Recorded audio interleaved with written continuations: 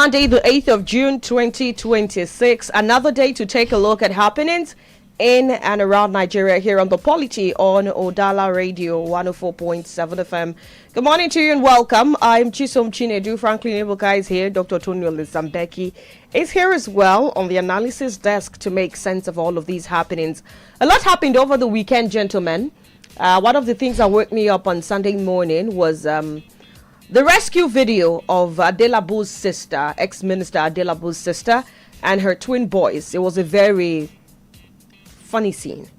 I dare say funny because the boys were naked. Their mother was fully clothed. And then one of the boys had what looked like a smile on his face. And Nigerians have been asking questions. This commando rescue, one of the kidnappers tried to escape through the ceiling. And the police officers had him come down and they took him away. And Nigerians have been asking questions. This is day 23 since school children were taken away in Oyo State. Also over the weekend, there was a reported rescue in Borno State. 360 people. Who ever knew that 360 people were being held by Boko Haram terrorists in a part of Nigeria? This is outside of the recent figures that have been quoted in quite some time now. On the same day that the Oyo State children were taken, 45 school children were taken away also in Borno State. I've been trying to figure out if this rescue also involved these children coming out. It's been a lot of free trade for these kidnappers, these terrorists and bandits in different parts of the country. This and many more would make sense of. Anambra State is also on the spotlight. People are making a case for one of the 8 pastors who were taken to court on Friday by the Anambra State government for being fake prophets. Now, quote and off quote, that is what they've been tagged. And one of them, if I recall vividly, has been around for at least 10 to 15 years. And people are saying he cannot be fake and be around for this long. And some other persons are asking, are you seriously making that a point of statement? Because, I mean, fake things last long regardless. And, you know, our politicians are proof that people can actually be doing the wrong thing and still be around for a very long time. But here we make sense of all of these and more. There was a case of drug abuse, I say alleged now, in Oba here. Allegedly, the boy had come back from a trip, gone into his apartment, locked it up, gotten himself soaked in what some persons have come to recognize as kolos. Put himself in a water, what do I call it now? A big water container in his house. Allegedly, when you take the substance, it makes you feel very hot and you just want to calm down by all means. And he drowned in his own apartment and was found days later. I'm not sure the police has said anything about it or if they're investigating the matter. But this also raises a concern.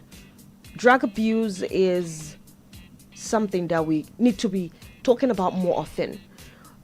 A couple of weeks ago, I was at Onitsha Mall, deep into the night. It was during Easter, right? And sometime around past 1 a.m., I saw children who had no business being outside. Because in my estimation, none of them should be more than 15 years old. But guess what they were doing, gentlemen? They were puffing and passing. Puffing and passing. You know what that means. Drug abuse is something that we really need to declare an emergency on in this society. But hey, Franklin, good morning. Yes, good morning. It's a whole lot because it just read out a good number of things that happened over the weekend. You mentioned somewhere in Onitsha where you saw young persons getting involved in drug abuse. If I'm going to share a very short story of my experience somewhere at Ochanja, there was one Sunday morning that, just woke up, all of a sudden someone's phone, stopped working and it needed to be fixed on emergency level. So I said, okay, let me just try. And somebody directed me to Ochanja to go there. Guess what? The moment I stayed there for up to an hour, waiting for the phone to be fixed. But in the discussions I had among the young people there, it was clear to me that virtually everybody who repairs phone around Ochanja, virtually or majority of them, take illicit substances, because many of them were sharing experiences, how they took hard drug, how it made them, begin to hallucinate and what have you not. So that tells you that that has become a common practice among young people.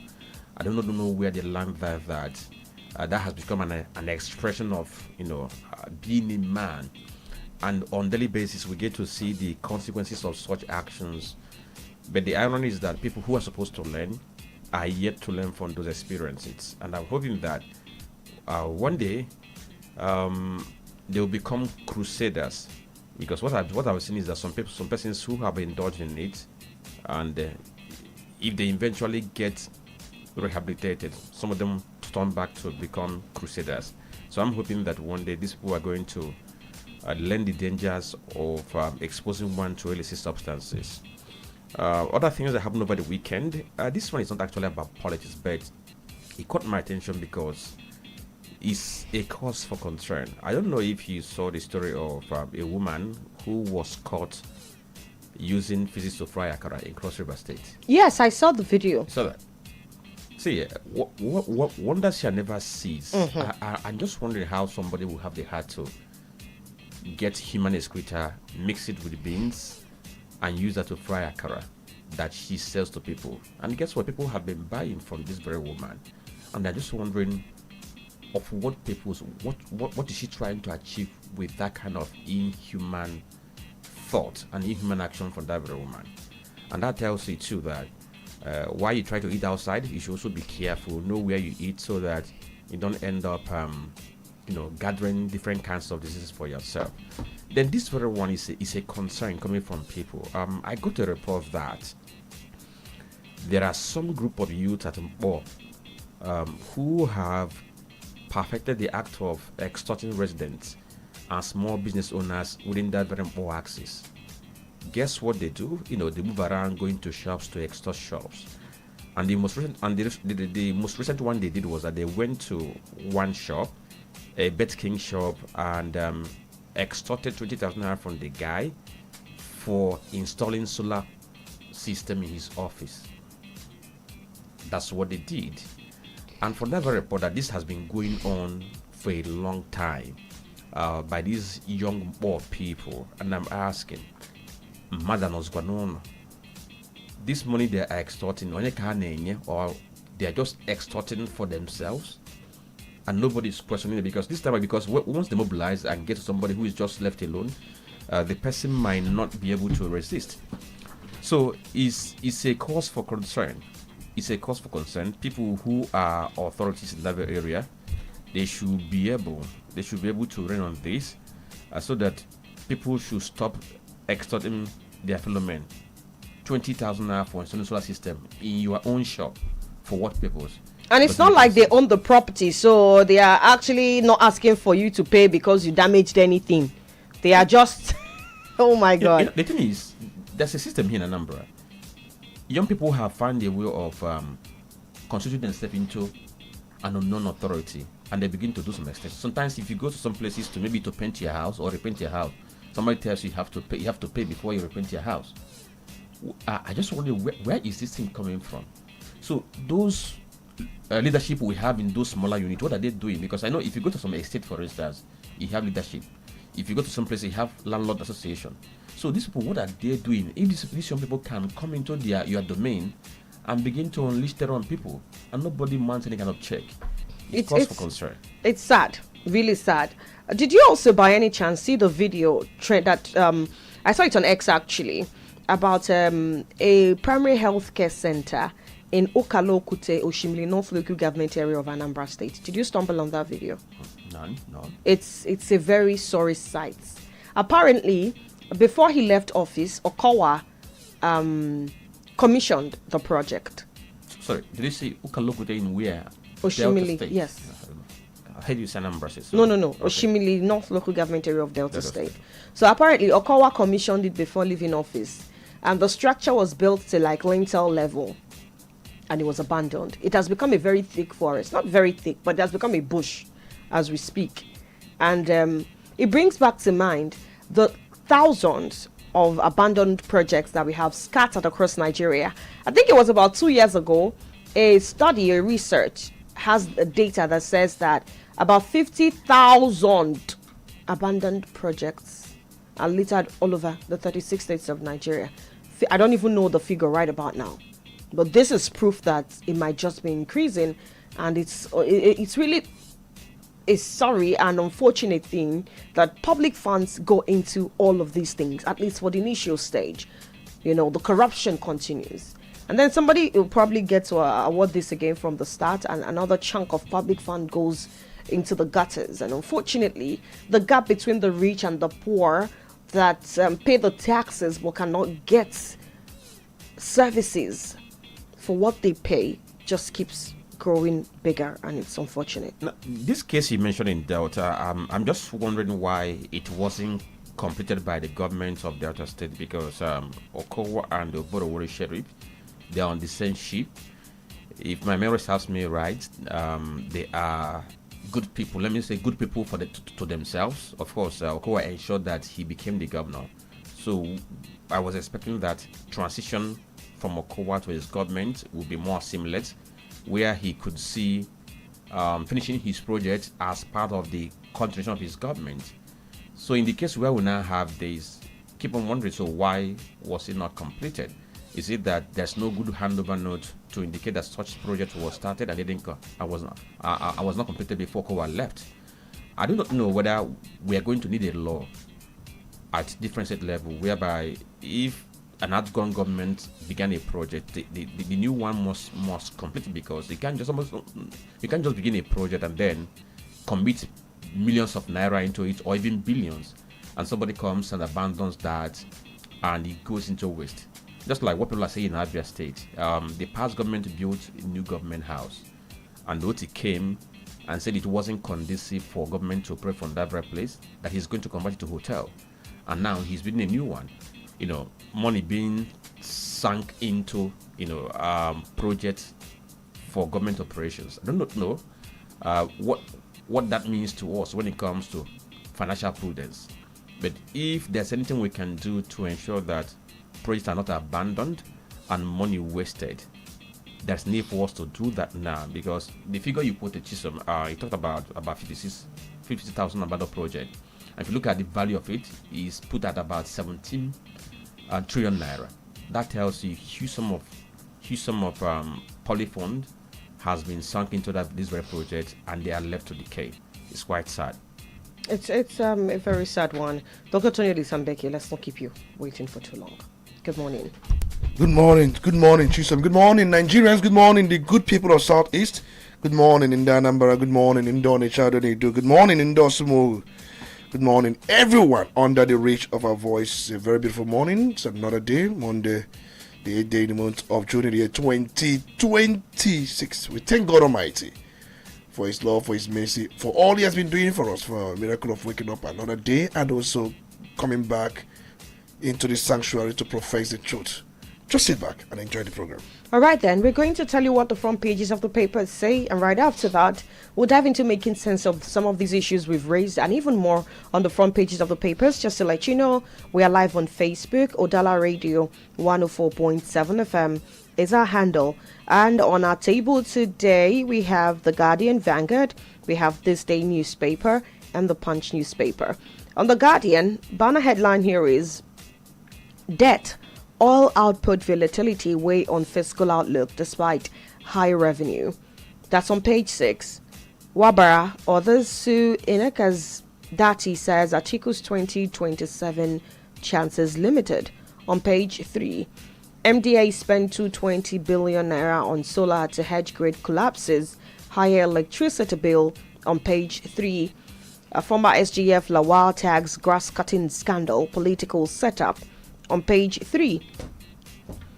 On page 6, CAN seeks security emergencies. FG vows tougher action against terrorists. On page 6, Xenophobia. FG approves 5 evacuation flights for 500 screened Nigerians. On page 5, Zulum Ndume hail military troops as troops rescue 360 abductees. 4 kidnappings in Plateau. That's on page 6. Jonathan Lumumba tasked Nigeria, others on resource development, nuclear energy. On page 5, a lot of editorials on the top and the bottom parts of the front page. Okay, over to Vanguard newspaper. The big story there says why cooking gas will remain scarce, expensive on page 14 of Vanguard. And the riders, as domestic demand outstrips supply, producers stick to export market. Outlook remains uncertain, industry experts. On page 21, the story there says insecurity, we won't surrender to terrorists. Tinubu. Then you see the picture story there. It says 27 Democracy Day anniversary. You will see the picture of Senate President Gospel Babio and other persons in that very picture, including Nigeria Foreign Affairs Minister. Court declares National Assembly's 110 billion naira SUV allowance spending unlawful on page 4. Xenophobia, 270 Nigerians arrived from South Africa today. On page 9, the writer says, as FGOK's 5 evacuation flights.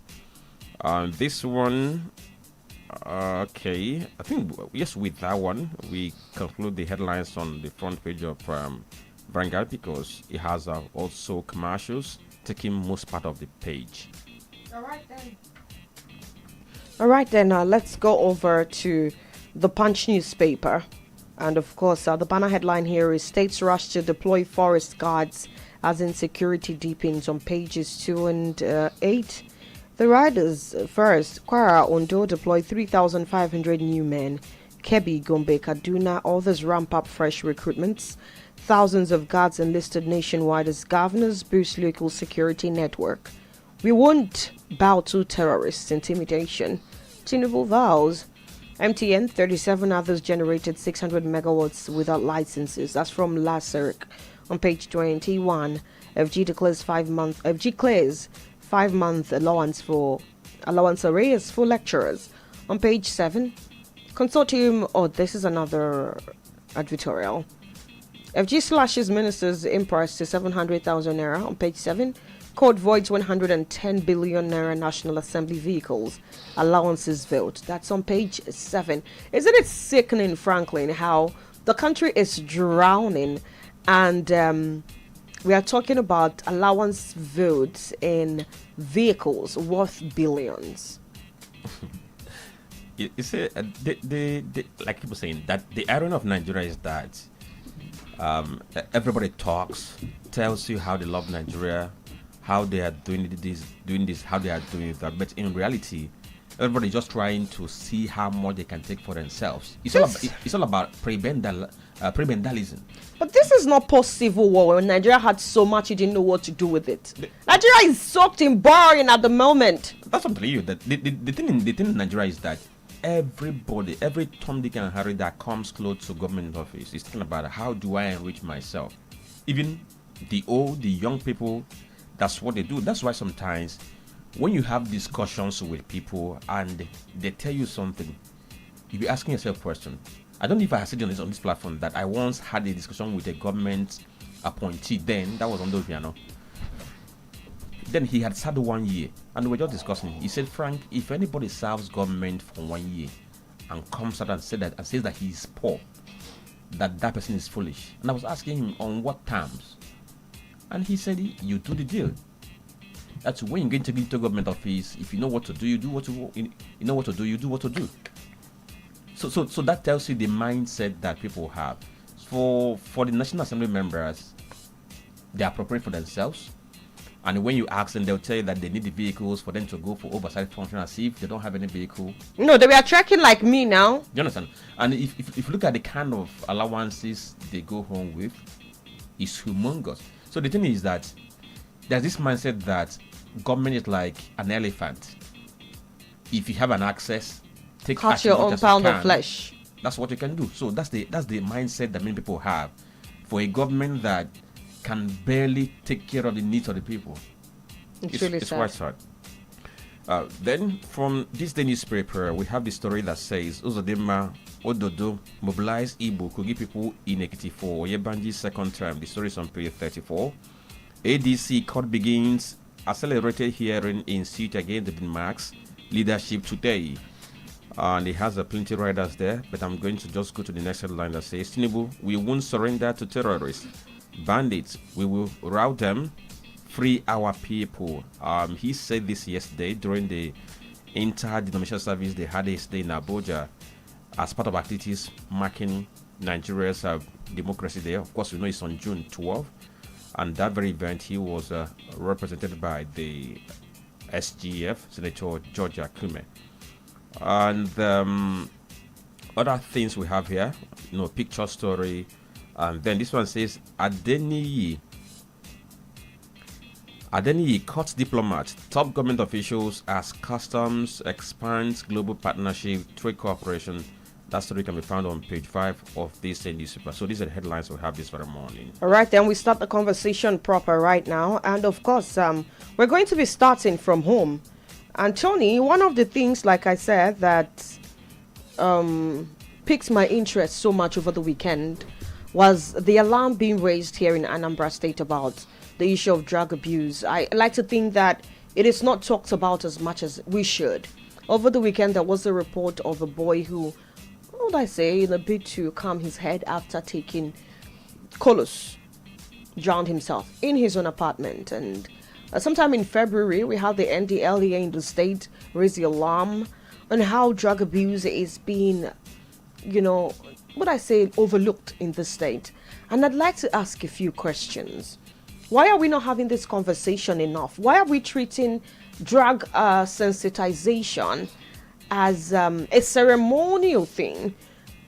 Bearing in mind that we live in this generation where a lot of things are out there encouraging drug abuse. You listen to contemporary Afrobeat and not everyone, most of them are talking about drugs like they are protein diets. I don't get it. How do we start off this campaign? What is the maybe state or national orientation agency doing? Why are we not already declaring a state of emergency on drug abuse, not just in Anambra State but nationwide? I think we are being reactive as against being proactive, and I have said it many times. By the time you get on the side of being reactive, it's damage control, and it's going to take time. And one thing about some of these drugs, they are addictive in nature. It's something that once you get into, to quit is always a problem. It will drain you, drain everything you have, and turn you into a thief or an armed robber, because that's what it does. At the point, because you begin in a little way, you get addicted to it. Now, the moment you get addicted to it, you become a slave to the drug itself. You will sell your properties, you will sell land, you will sell everything around you, sell your uncle's own, sell your family's property, because you want to continue taking that which you've been so much addicted to.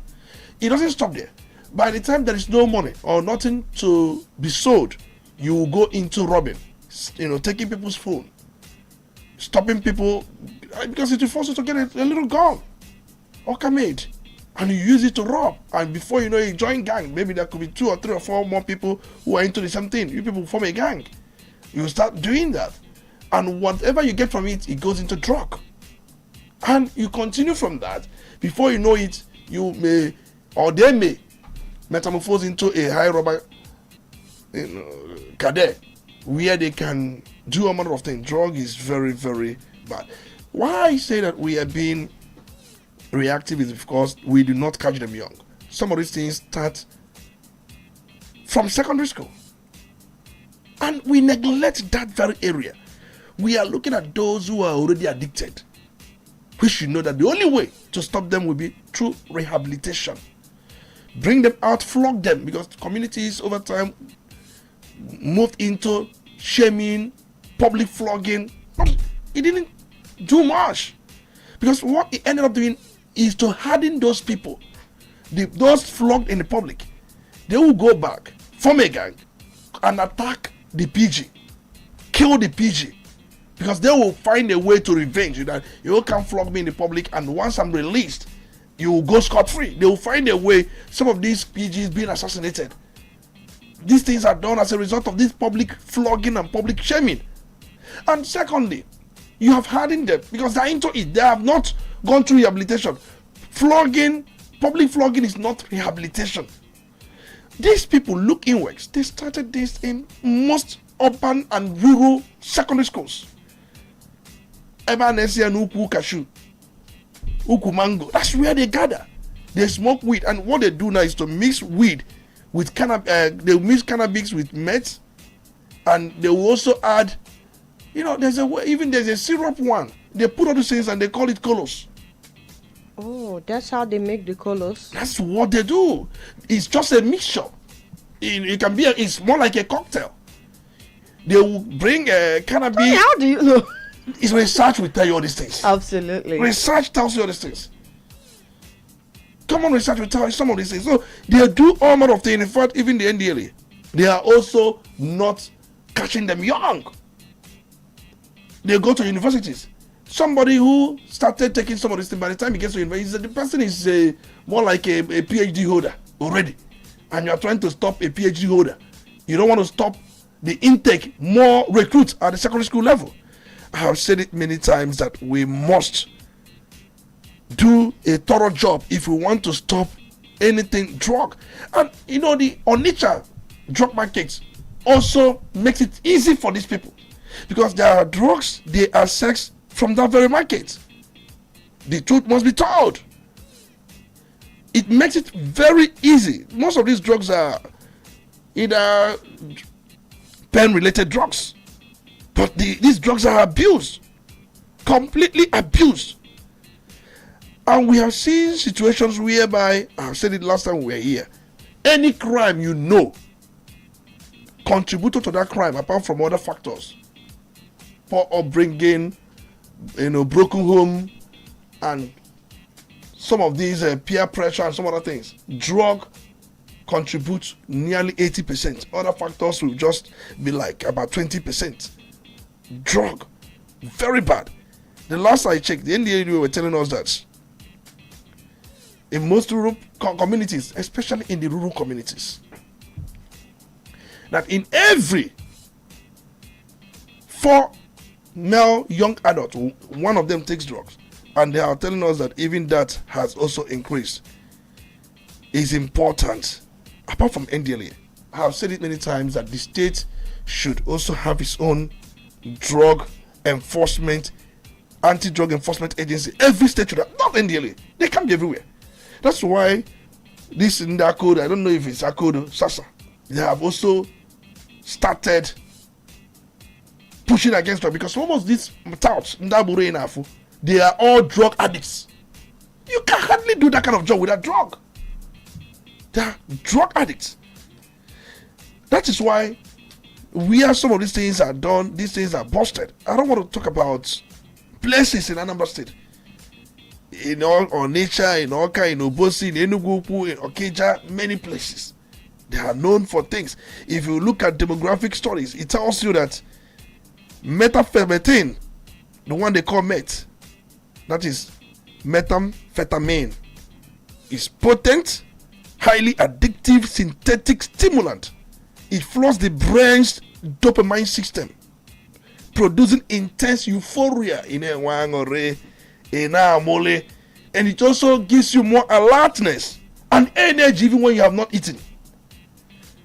But it comes with a very devastating cost, because these things are short in duration.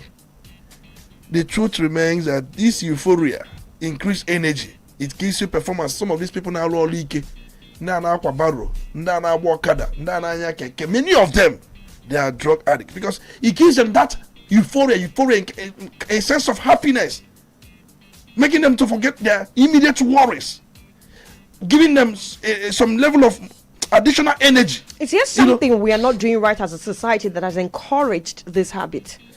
I have said it many times that we must go back to secondary schools, because if you look at it, women, young girls, there was this secondary school, one of these secondary schools around the nature areas, an urban secondary school, SS2, a girls' school, SS2. When they had one of their exams, they converged. They were all smoking weed, taking meth. These young girls, I'm telling you, 15, 16, 17. I'm not talking about men. If young girls could do this, what about young boys? The young boys, they are the coaches. They are the coaches. And you see what they do, sometimes they remove their top. That's because if you take those things, you can even go naked. In that sense of euphoria, you can go naked. You can do anything. Yes. Even some of these prostitutes we have in they are drug addicts. The truth is, drug has a devastating consequence in the society. And that's why I've said we must go back to the roots. Public flogging, public shaming, maybe hasn't done so much. Just like I explained earlier, it hardens them. Some of these PGs assassinated. Some are traceable to those they had flogged, shamed publicly. And some of them, because it's addictive something. I was talking about the dopamine system of the brain, how it functions. It's something you keep craving for at all time, whatever it costs. But anybody who is a drug addict, let me say this, finds it difficult to make it in life. Most. I'm not saying will not make it in life. I said finds it difficult. There are those who have already made money and get into drugs. They are different from those who are started, because there are people that will tell you, we know these rich people who, and if you look at those who think they are rich, they are into drug before becoming rich, check the kind of businesses they are into. They are into drug related business as well, because some of them who are into drug related business also consume the same drug, because drug is one illicit business that can give you some kind of money unexpectedly, boom, and you are praising the person. And some of them are into other cyber related crimes. They are not doing legitimate business, because somebody who is doing a legitimate business and is into drugs too cannot work, because their capital will be drained no matter how you look at it, because it is a graduation. In drug they graduate. You start low with common weed, you call it common weed, common. You start mixing weed with kai. That's graduation. You have graduated from taking just weed alone, and the new graduating point is where you mix it with what? Kai. And you also graduate by adding it bitters, action bitters. Oh, let me not call brand bitters. And where you graduate more, the next thing, you feel you have this one and because your body will always adapt, saturate to any point you graduate. You keep going higher. The next you will do is you bring meth, the one we talked about. Then these days you try to mix mburumiri, the syrup part of it, with weed. You don't stop there. You add cloud. You add loud. These are different species. You mix different species together in at a point you start taking it, take you 3 months, 4 months, your body system will also adapt to it. No. You increase the quantity. No. The next, because it's a graduation point, but it is destruction. Okay, totally. That's what it is. Let me come in here, because if you begin to look at the causes of this very drug abuse, you have mentioned a couple of them. You talk about the peer pressure, you talk about poverty, unemployment, you talk about the broken homes, and the schools not doing enough. Exactly. But one issue I have identified that is fueling this is the fact that we have easy availability of these very drugs. Of course. Yes. I'll give you an example. I think that should be around June 3rd this year. This very current June now. 5 days ago. NDLEA uncovered an industrial scale methamphetamine production facility somewhere in southwest Nigeria. They call it Abidawa Forest. Guess the value of the chemicals they seized. $363 million. Dollars, not naira. Yeah, $363 million. The value of the precursor chemicals that they seized. If you look at the records, I think between that should be between 2011 2016 in Delta here, they discovered about 11 methamphetamine labs. There was a time it was also making waves in Anambra state. if you check the news this very morning too, you will see that there was one 75-year-old man that was arrested in Ebonyi State. 75-year-old grandpa. In possession of loud, he was selling to people in Obosi in Ebonyi State. Now, if you go into our villages now, you also see that there are many people who deal on this as a business. That means these things are readily available to people to pick up at any point in time. But the issue is that people who live in the community, they also know the kind of business people do, but nobody gets to talk after all.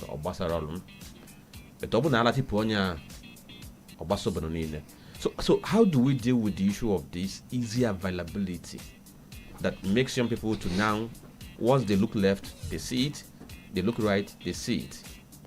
I think we have to look at supplies. When you talk about availability, I think we may use the word supplies. You cannot stop drug circulation without cutting the supply chain. You must do that. You've talked about the ones we do cultivate in local communities.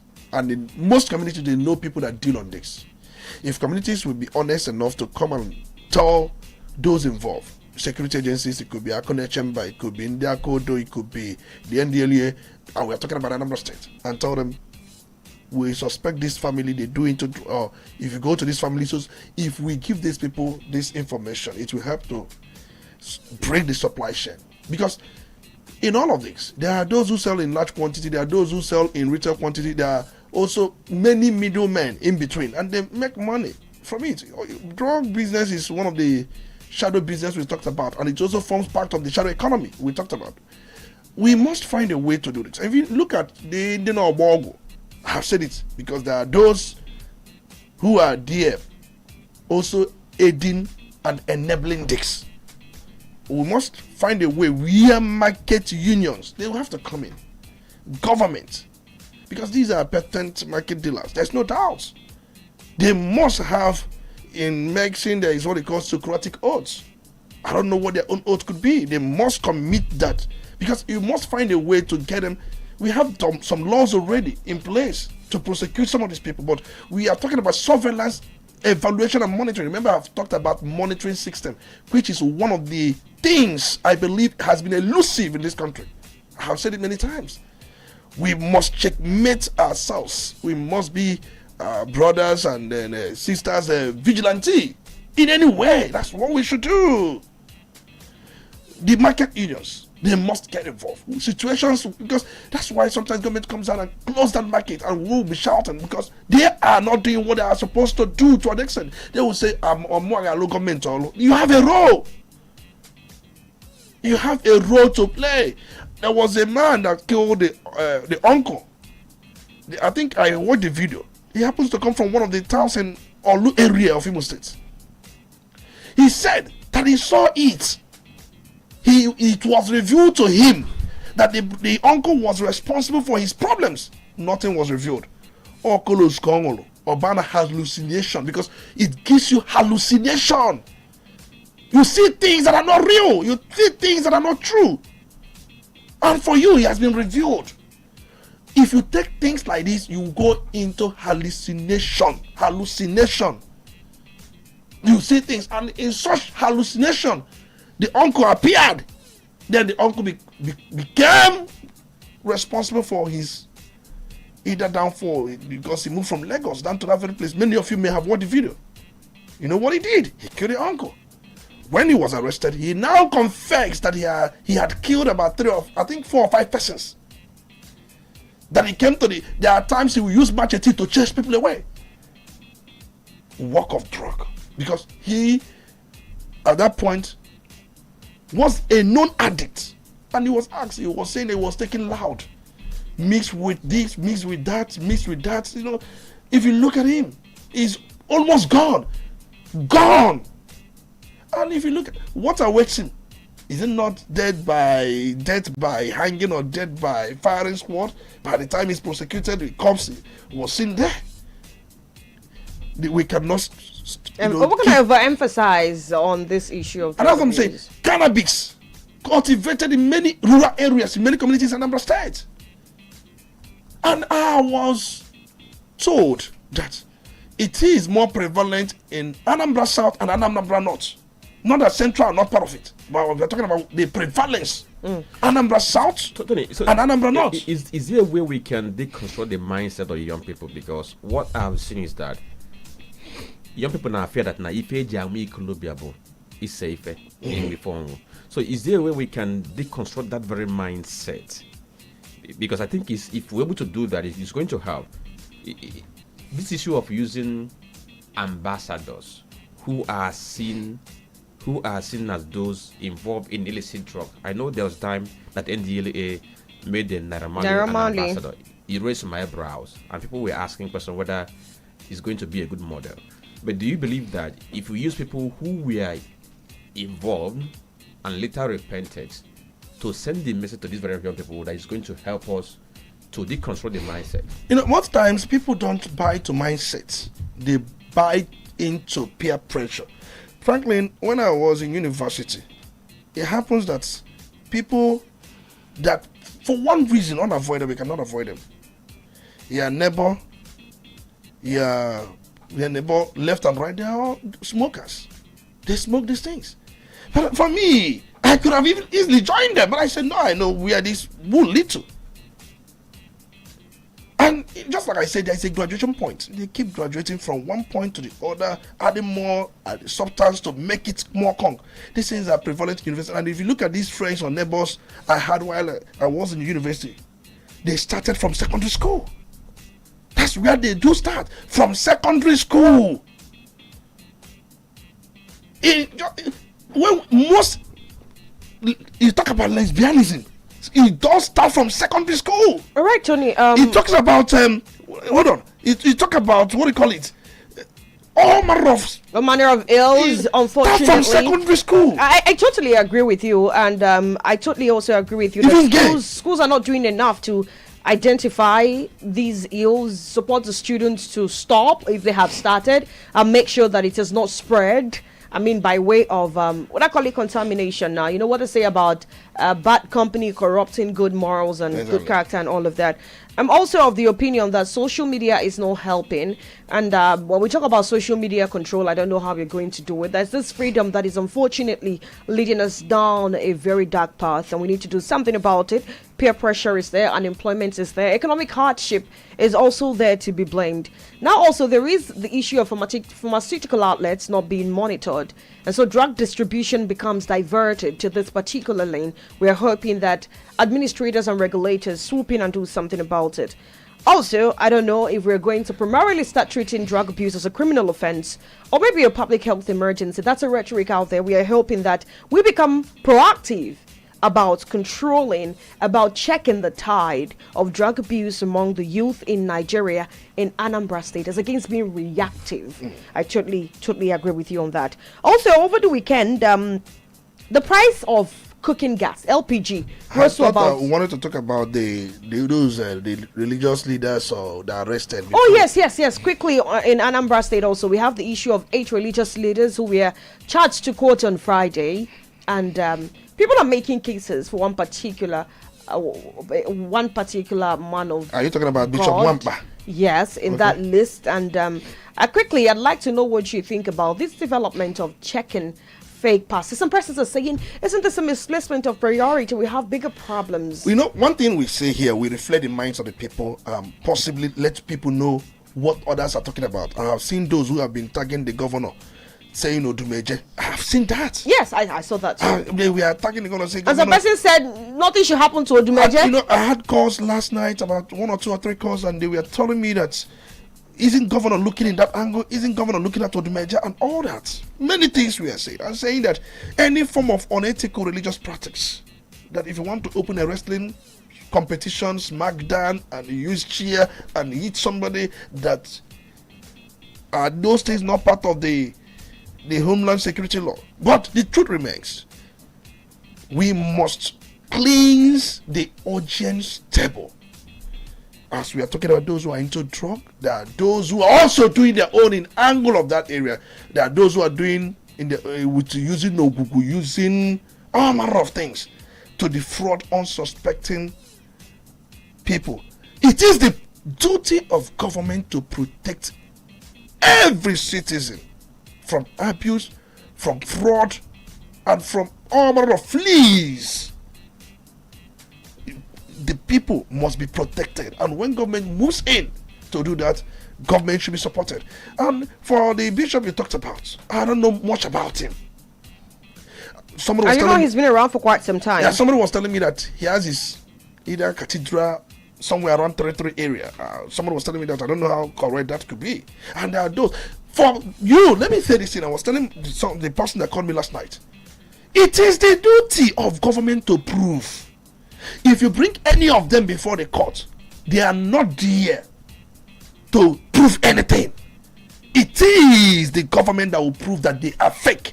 Because for them to be arraigned before the state high court, government is saying they are fake. And it is not them that will prove they are not fake. No! It is the same government that is saying they are fake will be the one that will prove how fake they are. The moment government establishes prima facie by evidence, testimony, and so many things, he who alleges must prove. They will now be asked to enter into defense. If nothing is presented, they will file no case submission. That they have no case to answer based on what is presented. But if it is there that something is provided evidence, and for government to pick 1, 2, 3, 4, 5, 6, 7, 8, they must have seen something. You wouldn't want to go to court and be disgraced. You wouldn't want to go to court and waste the precious time of the court. For government to have picked anybody, I believe strongly that there is something that has been gotten as evidence, because these are things that will be used in prosecution. So people making case for one person or the other, if it is neither here nor there, reason being that you don't know the evidence used in bringing him there. You don't make case to anybody. You don't vouch for anybody. You don't vouch for anybody. And people are saying, what about Chaloko? Is it Chaloko or Chileku? No, Chaloko. Chaloko, right? Yes, Chaloko. Reverend. People are saying, what about him? Chaloko. And Whichever one people, it see, is. they are right. Yes, because we are told that Anglican diocese on the Niger suspended him. Suspension does not mean prosecution. What the law envisages is what? Not disciplinary measure. There is difference between disciplinary measure and prosecution. There are two different things. The diocese he belongs has started their disciplinary measure. It is not prosecution. What the law says is that the person must be what? Prosecuted. So for those who have been asking Shalok or Chileku, he should be brought, he should be arrested immediately. Not because he's of Anglican diocese. If a priest of Roman Catholic diocese is also found to be involved in those, he must be arraigned. All right, Tony. He must be arraigned. So Let me ask this before we go to another thing. Because you mentioned Odudu Meje, not to hold brief for him, but if you look at the Homeland Security Law of Anambra State, which is the bedrock for this very arrest and the prosecution, that law was made in 2025. Now, if we're going to implement this very law, can what somebody did before 2025 be a reason to arrest that very person? No. I have said it many times. Frankly, you asked me this question because I know you know the answer. You are just asking me for us to make it clear. What I'm asking is, because when issues like this come up, people will begin to mention names, this. Now, people who have been arrested, they have been arrested after the law has been made, right? Exactly. So if somebody had done something before the law was made, you may not be able to arrest the person based on that very law, unless the person does something new when the law has come into effect. Because the law itself is progressive, it's not retrogressive in nature, unless it is embedded in that law. Once, just like we have said, EFCC law came in force around 2004. There are those that committed certain things during the military regime. You cannot use EFCC to try them because EFCC law is progressive. Unless it is embedded in that law that the law should take effect from military era, it will be clearly and well stated in the law. If it is not done so, you cannot bring it. And again, for clarity's sake, the law is not talking about somebody being dramatic, right? That's not what the law is talking about. The law is talking about is going against those who are, faking miracles. Exactly. Those who are promising people, El Dorado. If you buy this very water, if you buy this very hanky, if you do this and do that, you are going to get favors. I think those are the no substance and fake prophecies. I am also very particular about the people leading young people astray. I asked this on Friday. I am going to ask it again today, and I'll keep asking. The person you are promising boutique, kedu skill oyeji boutique, akwụkwọ ogoro, oburo mechanic ka o malalo, because I mean there is a mechanic that is a millionaire, if not bigger than that. Vulcanizers are building houses. You get vulcanizers. I met two vulcanizers that told me they have properties, they have houses. I said, is it true? They said, yes, true vulcanizing. I mean, people are not skilled. They look down on the dignity of labor, and we have people who call them, as a matter of fact, they're not men of God, they are God of men. The ones that called themselves, and you're promising people, please make it make sense. If you are not a problem and a menace to the society, how are you promising people wealth without work? That is it. And let's also remind the general public that the law is looking at fake miracles, fake prophecies, and obtaining anything in any way through fake pretense. Not just that. And there are those also selling substance. The law prohibits or sell of all these religious substances for one thing or the other. Sell of all these substances. You don't sell them. And then people are saying that the law should be amended. It should also be included in the law that those who through falsehood take over people's wife, that there are some pastors, they are in the habit of cohabiting, impregnating, taking over somebody's wife by making certain presentations and stories. They said it should be that it is prevalent that most married women, they have fallen into the traps of these fake men of God from every denomination. Not one is spared. From every denomination, not one is spared. When they get home, they become tiger to their husband, and they become too submissive to daddy. They have none daddy in their homes. That the Lord, they are those who made that plea. These, I'm telling you what people called in or called me, and the expressions they gave me, that it should also be extended to look in that direction. Well, I totally agree with you, and that's an entirely different situation that cannot be overemphasized. By the way, it is a menace. So I saw a flag going around now. They said that the big condition for the alleged fake pastors who are arrested is hail one and get free. I think they are just being comical. The thing. Yesterday, Governor Saludo. During mass, he said they can come to what's the name of the hospital, teaching hospital in Noka, and demonstrate that if they're able to kill one person, they're going to be. It's not going to be possible. That is one. Secondly, during the fake DBS, they were asked to disappear. Yes, when they were arrested, if you've got that, because they were doing charms for people to appear and disappear and to be. Maybe they didn't have the charms with them. No, they were asked to go and get the charms. You can be accosted. So do we have a big problem? Nobody was taken to Ebon Akmo Oguguya. He was there. He was shouting the name of the person. He shouted. He said people were watching him. He was asked to call that his demigod. He was calling and shouting, but nothing came out. Okay, so we have a problem. Over the weekend, the price of a kilogram of cooking gas, LPG, rose to about 2,400. Yes. And I asked questions. I heard people were buying LPG for 2,400. I heard 2,000. And I was asking myself, how did we get here? How did it become this expensive? And then a report by Vanguard newspaper is saying that the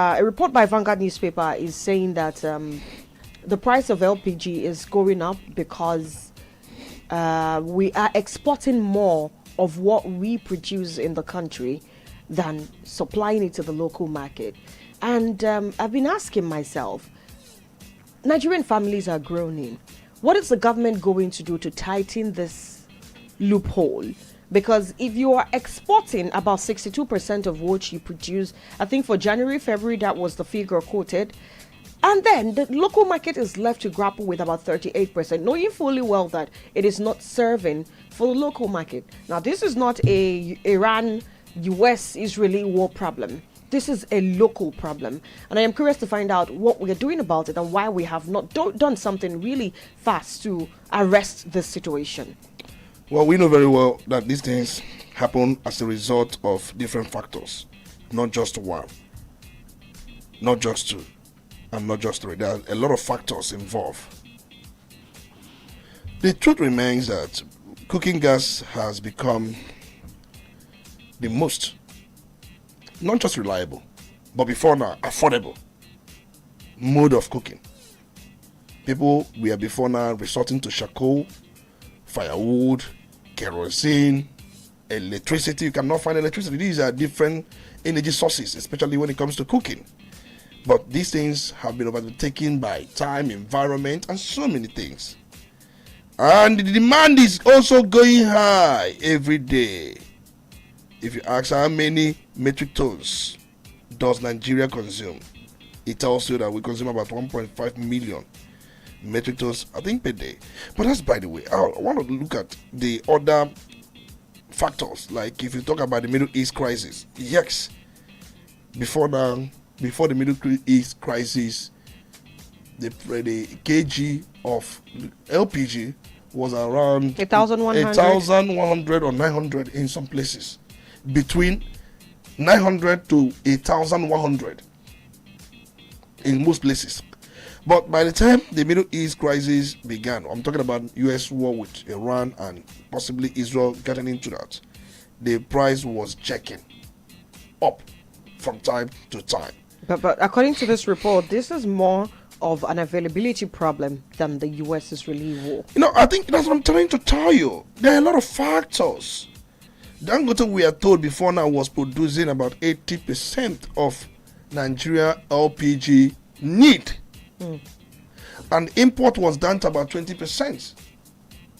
And we know very well that the demand has also increased because many people are leaving firewood, charcoal, and getting into LPG. Nigeria, just like I said earlier on, the demand is about 1.8 million metric ton per year. Not per month area stated. Per year, that is the demand. And then Dangote cannot match that. Because producers have also prioritized exports. Dangote wants, in fact, he believes so in his own export. He prefers to export this LPG as against giving Nigeria his total need. I don't know if you understand me. Why they prefer export? Do you know why, Chisholm? If they export, they will have forex. If they sell to Nigeria, you give them naira. What do they want to do with their naira? So what is the government doing to tighten this? Because you cannot have Nigerians suffering and you're more interested in exporting and getting your forex. Why they do this is because I've discovered that the depot operators and marketers, they raise prices because of uncertainty. It is called hedging to avoid losses because the price is not steady. They add something much more that whatever happens, no matter the eventuality, they will not be at loss. They just try to use that to prevent hedging. Apart from that, many of these producers, I've said earlier, prefer exporting as against supplying to Nigerian needs because exporting will give them. And the government cannot do anything Government to stop can them. Reverse a lot. Government is keeping quiet and that's what I want to know. sitting What can the government idly. do to stop it? There must be a blueprint. There must be a policy. The Nigerian government can sit down. A kg of LPG is sold at 2.4 in some places, 2.3, 2.2, 2,000. It's really shocking. It is very. Families are groaning under a lot at the moment. To take yourself to We work, are not talking about you are transportation. spending too much. And it won't tell me because the Middle East crisis has been there. Let me use myself as a case study. About 2 weeks ago, I bought 17,000 plus for 12.5 kg. I think the other day, some days back, I bought about 22,000 plus. Can you imagine the gap from 17,000 plus to 22,000 for 12.5 kg? But before then, it used to be 13 points, even when the Middle East crisis was still on. it was 13 points. So nobody can tell me specifically it's because of Middle East crisis. That is not true. I believe the correct thing is the producers have started taking their produce to Europe, to North America, to most places in Africa because they want forests. And it could be that CBN could not satisfy them with their forest demand. And for the fact they cannot be satisfied with their forest demand, they started shipping outside, depriving or shorting the supply quantity. Ordinarily, it should have been given to Nigeria. Remember one thing, once the supply is scarce, the price goes up. It is simple demand and supply theory. It is not just theory, it's a law. Demand and supply law. Once there is cut or short in supply, the price will go up. But once there is increase in supply, the price will go down. So there is, from every indication, shortage in supply, and that is why the price is going up. Nobody should tell me about the Middle East crisis because there is something going on and government has not come out to react. So today, how do we explain this very irony? Nigeria has one of the largest natural gas reserves in the world. And from records, you see that we have over 200 trillion cubic feet. But we're having issues with this very cooking gas, which government has been advocating that people should resort to because it's a clean energy. If I should take our mind back to 2020, yes, 2020, 2020, 1 kg of LPG, that's cooking gas, was selling for between 320 naira to 350 naira. That was 2020. And 6 years after, or roughly 6 years after, we have that same 1 kg selling for almost 2,000 naira. And guess what? It's selling for almost 2,000 naira at a point when we have increased our local production. Because initially, our local production was not as high as it is now. From records available now, Nigeria is doing Nigeria is contributing 80% of LPG market through local production. So we just only import 20%. You have the likes of you have mentioned Dangote refinery. There is this very the most common one, NLNG is there, is contributing. The likes of Shell, they're contributing to this LPG market. But what is very hard to understand now is at this point in time when we are producing more of the gas need of local market, 80%, and we're having issues with shortage, whereby it's been said that they're now moving their products to outside Nigeria. But something that I don't understand is in May this year, the managing director of Nigeria LNG Limited, Mr. Adele Falade, he said that 100% of the country's cooking gas is dedicated to the domestic market. That was what he said in May this year. So how do we now explain all these contradictions we are having? Like you said, is it that if actually they are dedicating 100% of the production to Nigeria? Yeah. So who is supervising to know whether what is supposed to be is happening or if people are sabotaging the economy? Exactly. Well, just like I said earlier on, we don't need to rack our brains for us to know what is going on. There is underground politics going on, and Nigerians are bearing the brunt. Just like I said earlier on, Nigeria's a day need for cooking gas is about 5,000 metric ton. That is our daily consumption in Nigeria. Annually is about 1.8 million metric ton, but daily is about 5,000 metric ton. And just like you pointed out, we have Shell, you have Dangote, you also have LNG. These are people who are into cooking gas manufacturing. Remember, cooking gas is part of refining process. Once you are refining a crude oil, you get a lot of products out of it, and cooking gas is one of the products gotten. And let me say this, during fractional distillation, that is heating and the separating by boiling points with other further processing, that is what we call cracking. The lightest fractions, that is the ones that are top of tower, the lowest boiling point. LPG, that is protein mixed with butane. That is what LPG is. It's propane and butane. For those who studied organic chemistry, to understand what I'm talking about. That's the gases involved. And of course, I just said earlier on that they are the lightest during fractional distillation, even during cracking. Well, because I understand that the process of getting LPG is even more lesser compared to that of petrol, that is naphtha and gasoline, or even kerosene or jet fuel, or even the one of diesel. It's easier to have cooking gas. But the truth remains that they have decided to supply outside the country, shopping for forex. The government is keeping quiet. For the masses, the citizens are groaning, the prices are going up.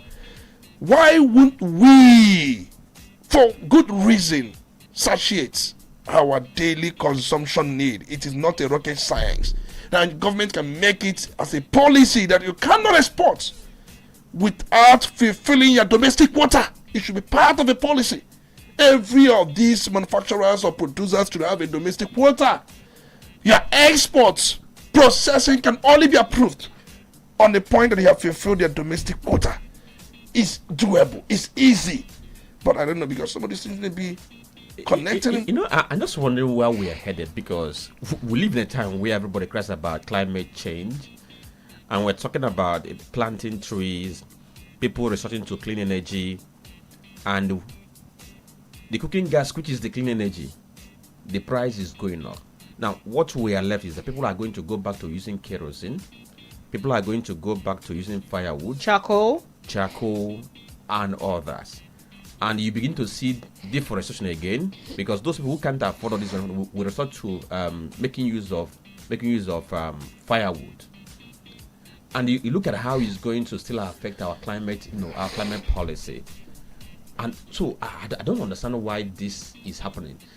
Is it the Nigerian factor? Because each time we speak about economics, maybe try to copy from other countries of the world, there's always this very Nigerian factor that always comes in, that if this model works somewhere else, if we bring it to Nigeria, you see that it will not work, because you have Shylock businessmen who are more interested in their business than in the survival of Nigeria.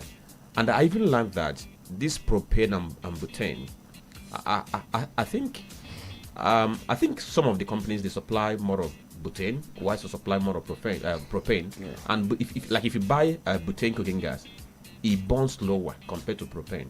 That's why sometimes you buy cooking gas, the one that's meant to last for 1 month, within 3 weeks, it don't burn finish. You'll be asking yourself, what happened? It depends on the one you bought. It could be propane or than butane, because I can recall there in Noka, somebody referred me to one place. He said, if you buy from this place, it's going to give you so and so time. And when I tried it, I discovered that there's more of butane than propane. Let me shock you. It happened to me too. So I have a gas cooker. The burner, one of them it stopped burning brightly for almost 1 year. And then the last time I filled my gas, I bought from a place I have been buying from. I guess they brought in now a shipment that is of better quality, because the flames are better, and they are not, they're not burning, they're not giving off the orange flame I was told is the waste, right? And then that particular burner that has not been performing so well, I didn't do anything to it, heaven knows. I just realized that it looks like the quality of the LPG in this cylinder is better, because the cooker itself is performing better. I don't have a better explanation for that. But of course, leaving that now, we are hoping that the Nigerian government does something about. I think what Franklin, before we go on, what Franklin said now reminded me of our days in school. Let me clarify this. Cooking gas is a mixture of butane and propane. The rate of mixture, the percentage of mixture, is guided by different countries. There are countries that there are states that you must have this percent for this, you must have this percent for that. But for Nigeria, it is 85% butane and 15% propane. What does that imply? You know, that's the mixture. That what does it imply? What is the duty of propane? What is the duty of propane? These things are gases. For us to have, because of climate, because of environment, because of this, you must have these right mixtures. That's for Nigeria. But there are times there are people that will tell you 95% butane is even much more better than 95% 5 propane is better than 85 butane and 15 propane. But the point remains that the Standard Organization of Nigeria has approved this specification, that is 85% butane. Approval is not equivalent to monitoring and compliance. But, you know why people do more propane, because propane seems to be more, and that's where frankly it's coming from, that if you have more propane, it can easily burn easily. Butane, I think, burns slower compared to propane. And I don't know why people do that, because these things can also be generated in laboratory. You make these additives as against fractional distillation during the refining process. The point is, people are finding ways to cut corners, and in so doing, that's why you have situations where they will give you the one that has more of propane. Butane, more proportion will give you that blue flame you are talking about. I won't go deep into this because we are not here to maybe lecture on propane and all that, because one thing you should also understand is that I think the boiling point for propane should be around minus 42 degrees Celsius, which is quite different when compared to the butane. Because I remember those days in secondary school, we treated some of these things. Because if you are talking about organic chemistry, C3H10 and C4H10. All right, Tony. Let's quickly, I just looked at the time, now we're almost out of time. Insecurity, states are rushing to deploy forest guards, in different parts of the country. And then also we understand that over the weekend, Delabu's sister and her children were rescued. And the Oyo State Police Command has come out to give a breakdown of what happened and the people involved. Now, according to this report, there is a Kelechi that doesn't have a surname. There is a Wale Abola Olewa, known as Oloro. There is Dare Oyedele, known as Solution. There is Semiu Ishola and an Adeyemi Ayobami. According to this report, they performed differently in this syndicate that kidnapped the ex-minister's sister and her twin children. And our Nigerians are asking a lot of questions about this speedy rescue, and also, the way it happened. I'm sure you have seen the video. What do you have to say about it? Real quickly, let's then open it. I saw the video, how the syndicate was busted. I saw the video. It was prompt, it was intelligence driven, intelligence led, and what have you. But many Nigerians of the view that because Adelabu, former minister, the sister and the children, the way and manner they were rescued, what happened to those students from Orile, the one we've talked about so much, why can't they be rescued? Remember, I think it's a different scenarios. In the case of Adelabu, they were just kidnappers, random kidnappers. But we're talking about Fulani terrorists, the militants, Fulani militants, the ones holding the Orile students. You find out that they are not of the same class. We look at it, the one of Adelabu, they were actually dumped in a building, in a particular house, possibly through phone connection, phone connectivity, and through some cyber security protocols. These things were deployed. To get those people involved. But in the case of these people, they usually cut connection. They can only be traced using satellites. I don't even understand me. In the case of the Fulani militants, for you to locate them is through geospatial mode. And that usually comes through satellite system, which is doable. It's not undoable, doable. As a country, I don't know why we have not invested so much in our satellite system.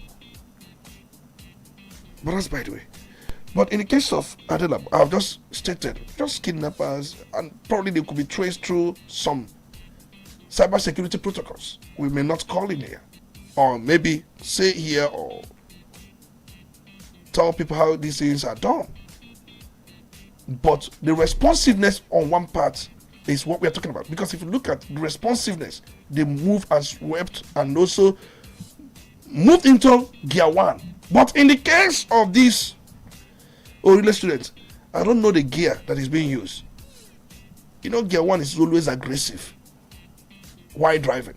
But then not as aggressive as gear 2. I don't know the gear that is being used to see if these people could be rescued. But we listened to Anambra, where Anambra was calling out on Governor Cheymak. The people were making comparison, saying that during the time of Jonathan, when Chibok students were kidnapped, you were calling on Jonathan. You said all manner of things against Jonathan, according to Nigerians. This is not my opinion. Now, Orile school children or students were abducted, you are calling on Cheymak, saying that it is a double standard. And in fact, in that video, he was actually saying that even if you want to remove Tinubu, it's not through this way. I don't know if I'm correct, frankly. The good thing is that I saw that very video. You didn't watch it. I didn't watch because please try. I want to be corrected. You know, I must be honest. There are some things that they are trying not to. But these things are trending, and it's our role to look at some of these things trending and know why they are trending. I try not to because sometimes I watch these things and I go back to my place and my head is messed up. When you're trying to rationalize certain things that some persons do, trying to pattern the ground upon which they are doing what they're doing, you can't just get to understand it. I saw that very video, but honestly, I didn't bother to watch it because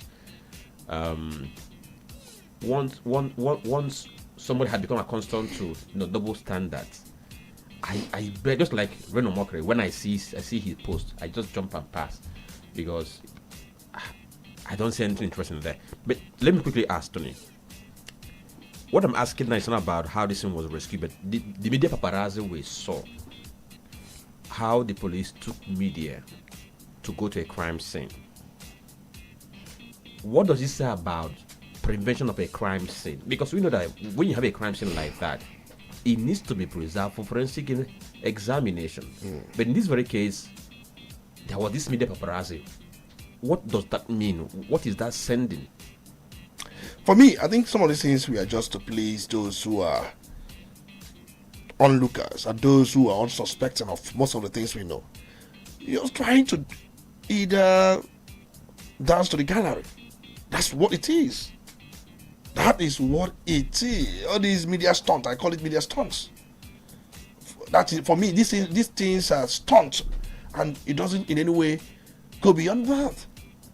We don't have some of the things we need to secure this country, and I've said it many times. We must find a way to decentralize policing system, and we are the communities. We take ownership of their security through a state-known policing formations and laws. I have said it many times. They should take ownership.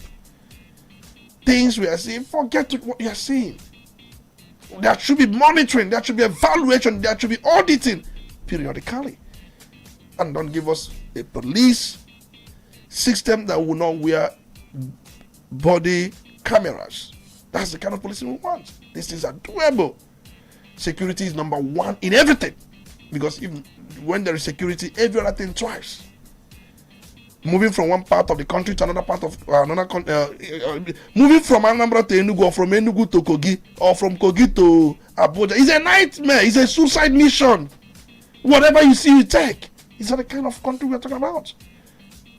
I can move from one place to the other, and for you to fly, it is even more expensive. Flight is much more, 5 times more than the basic minimum wage. Let's be real. All right, then we're going to take a break at this point. We're going to take that commercial break later on the show. But for now, you can get involved. You're listening to The Polity. Get involved now. 0803-221-697-3083-827-6694.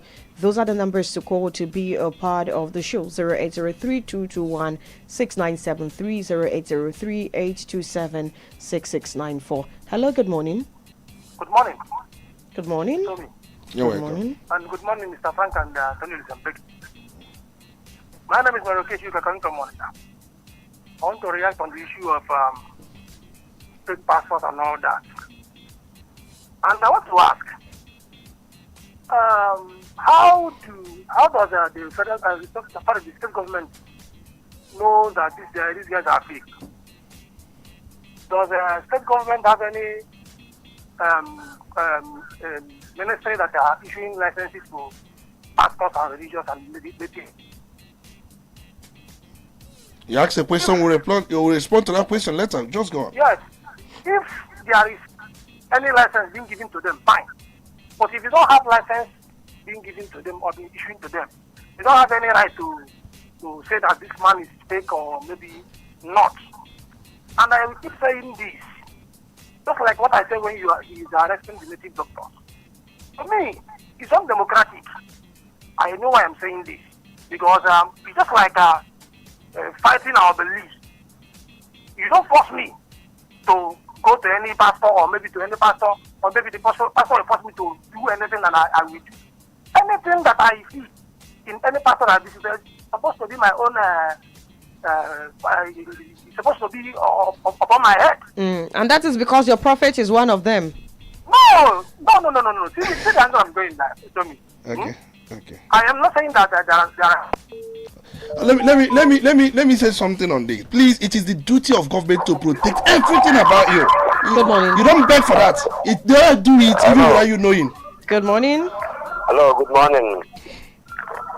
My name is Honorable Oditi Chim. I'm calling from Territory. You're Talk to welcome. us.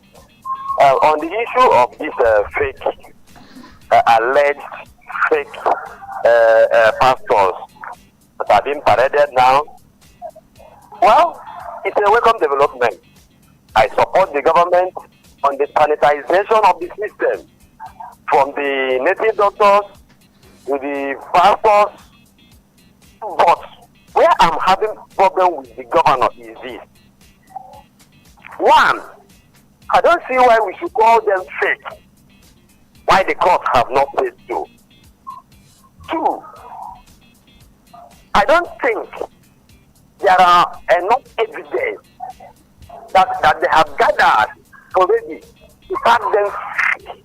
These people have been arrested, paraded for over months that they were taken away. Yes, there are a good number of them that we know, even without government showing us evidence, they have already known that they are fake. They do arranging miracles, we know. But do you see this particular one that have been trending?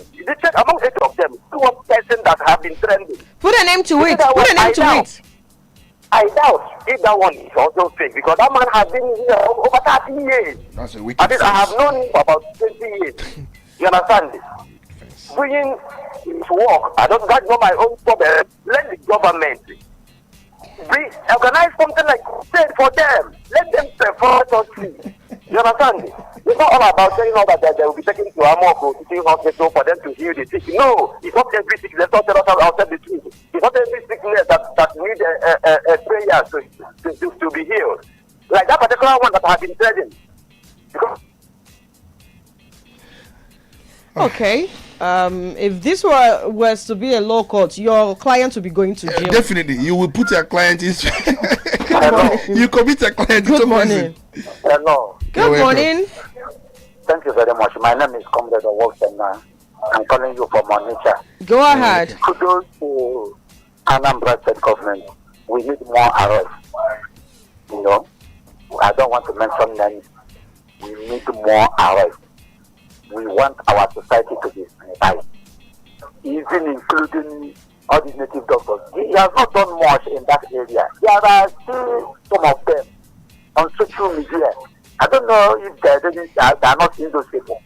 If you go to the Miri River here, along the way, you see people who are performing ritual things.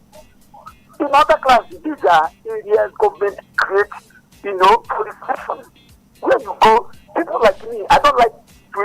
swimming pool. I like going to streams because I was growing up in the village. Why would somebody go to the water body owned by everybody? Has made from everywhere. It didn't mean that along on the way road within that second Niger bridge as this. That place needs government attention. They should go there, clean up everywhere. That is what I want. Now, going to the kidnapper, and I overheard the when he mentioned one of the videos, the trending video of Father Edison Baka, comparing his statement with, when Jonathan was in power, when the Chibok gets kidnapped, and then now that Oyo kidnapped, what he said during Jonathan time, and what he's now saying now, that is the clear definition of hypocrisy. And I want to, for one Enugu bishop, I want to tell him, Saka is bringing shame to Catholic Church. I must tell you the truth, the honest truth. In fact, there was this blogger that did a good job there. He brought the video of what he said, all he said during Goodluck Jonathan, and where he told Jonathan that he should resign. And then now, when he's telling Governor Sheyi to go and produce those children that if you want to remove Tinubu, this is not how to remove Tinubu, that Tinubu is giving them the printing vote. Why should we allow? In fact, I watched that video as a Catholic. I was disappointed. This is too much, and I cannot accept it again. Nobody is beyond correction. They should want that man. Please. Good morning. Good morning. It's a very interesting morning. They should want that man. Okay. He's a priest. Good morning. He's a priest. Yeah, good morning. Good morning, Tony. Good morning, everybody in the house. Good morning. It's me, Jiro Dennis. I'm calling from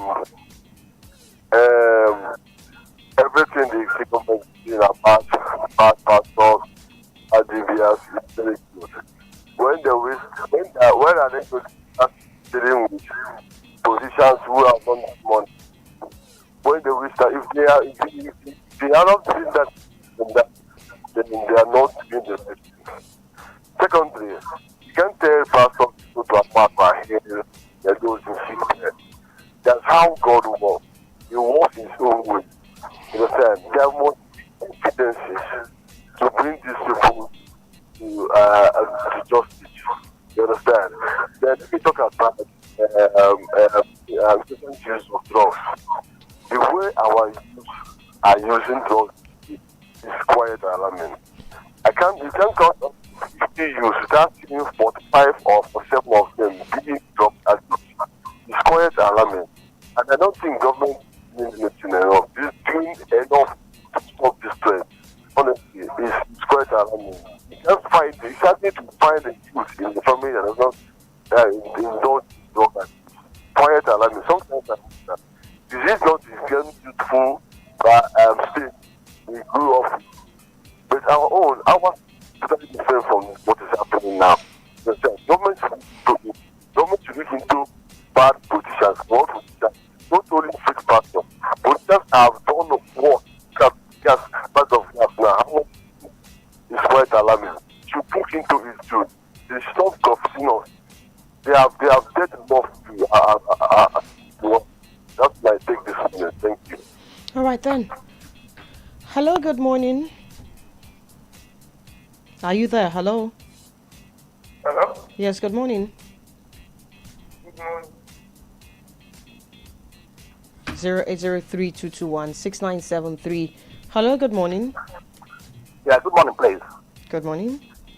Yeah, sure. Sorry, I'm a first caller calling from Owerri, Imo State.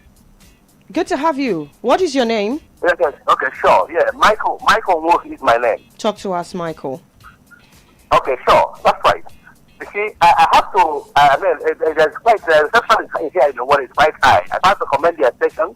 And again, I commend the two of you doing a very journalistic, high quality journalistic work. I have to commend the Tony for his revolutionary voice.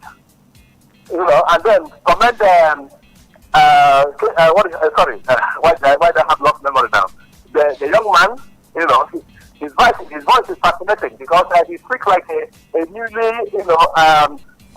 employed diplomat, like those who meet in the United States, they speak like that, quietly and in major tones, And you, the lady, you have this mesmerizing, phonetics, keep it up, So I have to commend both of three of you. Yes. So now I have to say that the topic that I picked, afterwards was based on the police force. You see, Nigeria is the only country in the world that has police as a force. It's a civil organization, and the United States, for instance, now it has police department. In the UK, you have the Metropolitan Police. Even in Ghana here, you have Ghana Police. In Kenya Police. In Egypt Police. Why Nigeria police force? And they have not explained their symbol of elephant in the room. Why did they have an elephant as their symbol or logo in the police district? These are abnormalities in this country and the MLS. Thanks a lot and have an amazing day, please. You have a good day too. Let's head over to Facebook, Franklin. Maybe you should take one more call while we get to this, okay? Good morning. Hello, good morning. Good morning. Talk to us. This is Akamara.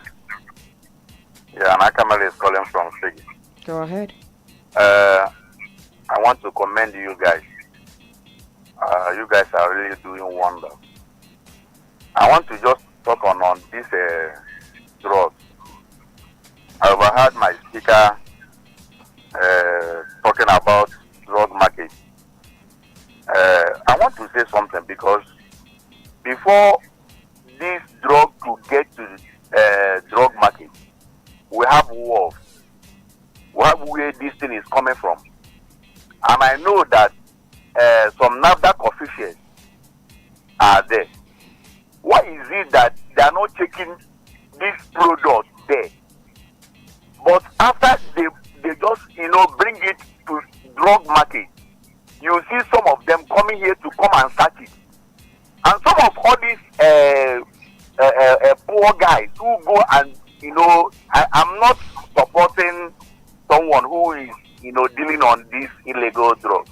I don't support it. But I'm saying in a situation where a poor someone, got this thing from this importer and he's selling it, and someone will come there and seize it. While in the port, when you see them having in a great quantity, you don't seize it. Is it not an hypocrite? Thank you. All right then. On Facebook now. Okay, so we have Zakwa Celestine who says, don't we think we are forgetting something in a hurry? How about celebrities?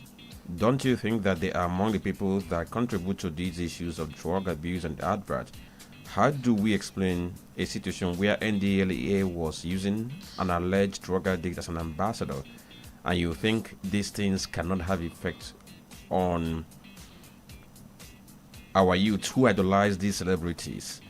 Okay, Ambassador Wisdom Omar says he posted from Izora Street in Oboko, Anambra State. He says, I love what Soludo is doing in Anambra State, but he should stretch his hands and fish those who are selling the so-called spiritual things in relief and their corker markets. They are the ones selling fetish and diabolical substances to these so-called pastors. Nowadays, you can't differentiate between there's a wine and the prophetess in Anambra State. Dr. Mrs. Imolebara from Owerimo State says, are we really practicing democracy? Do our leaders have the passion, devotion, patriotism, loyalty, and commitment? The problem of Nigeria is from Nigerians. I charge our leaders to draw inspiration from our heroes past, who through hard work, dedication, and patriotism render selfless service to our country. Nigeria, our native land and land of birth, is calling them to arise, because it is a duty. It's a call to serve, and it must come from their heart. Ivan Sude says, with regards to drug abuse, majority of those personnel that government contact to check drug abuse also abuse drugs too. So they see the operations as money-making adventure. Okay, that should be money-making venture. A drug dealer will be arrested, and in an hour he's back, thereby sabotaging government's sincere effort. Then Water Prince says, one of the addicts. Okay. On the addict to drug, my suggestion is for the NOA to wake up and take the message to every grassroots secondary schools across the state. I sincerely believe that NOA has much to do on enlightenment of the young adults about drug abuse. Okay, thank you. Dandola says he posted from Awadobosi. Please, Soludo should do more. Even all these by foster fathers that are conducting adorations. Please, okay, so he says, please, Reverend Baka is a man and he became a man before becoming a priest. So when people refer to him as a man, I think the person is not doing any mistake. Okay? As Sebastian of Igwe says, the Anambra state government going after 8 suspected fake pastors left a lot of questions begging for an answer. We can agree with him if that number is gotten from one community in the state. If not, it's important to let him know that such number is selective. Aloysius Odeli says, the youth of today see taking drugs as a normal life thing. Some even take it while moving on the street and nothing happens to them. Funny enough, some of our security personnel that should get these boys arrested are also taking it. So who should arrest who? Let the National Agency, the church, radio stations, newspapers, magazines should all join hands to educate the youth on the negative effects of using illicit drugs. He posted from Omoban Nam.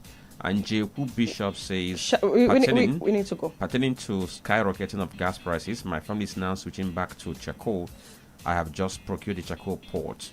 And not that's who posted, so thank you. Thank you very much. Tony, your final words, please. A quick one, because I want to say something. When governments have a law that it operates with, don't say it is somebody's business. If you go to a pastor and you get defrauded, it's your business. That the government should not get involved. That's fallacy. There is a law, and that law is what government is enforcing. Don't do this, irrespective of who is involved. So, Maroki Chuka, understand that it is not that person's business. It is the business of government to protect people, especially in line with the law. Remember, Section 46 of the Constitution gives government the power to make law for good democratic order in the society. All right, then, Franklin. Well, what do I tell people other than to let them know that, these things we talk about because it's easy for us to talk. While we talk, I also implore us, the part we can do, let's not forget it. All right, then. It's very, very important. All right. Thank you, gentlemen, for being here today. Thank you for your calls and your contribution. The Polity is going to make a return tomorrow, 9:15 down to 11 a.m. right here on Udala Radio 104.7 FM. From my end, it would be still calling for the release of the children held in Oyo State. And 2027 is just by the corner. The days are counting. January, the next election would hold. Are you ready? I mean, by July, would be closing up the room you have to get your voter card, to change your location or correct any anomalies that might stop you from voting. Do the right thing now. See you tomorrow. I am Chisom Chinedu. Of course, up next will be the news at 12, and then Cherry Box at 12:25. Get ready to come catch up with everything that happened over the weekend around celebrities and the weirdest stories to hit the internet over the weekend. Udala Radio 104.7 FM.